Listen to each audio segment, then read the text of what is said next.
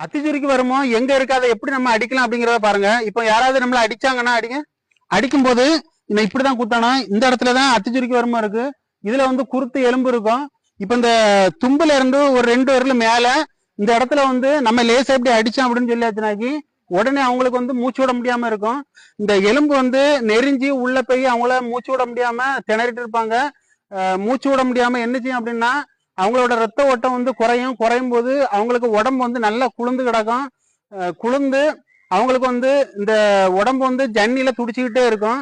இதை வந்து ஒரு 7 மணிக்குள்ளாடி நம்ம இலக்குமுறை செய்யணும். இதை வந்து எப்படி இலக்குமுறை செய்யலாம் அப்படின்னு இந்த ஷார்ட் வீடியோல சுருக்கமாட்டு நீங்க பாருங்க. சரி, கீழே இருங்க, காலை நீட்டுங்க. இந்த முட்டை வந்து நம்ம இப்படி அடை கொடுத்துட்டு நம்ம ஒரு 3 நேரம் இப்படி கைய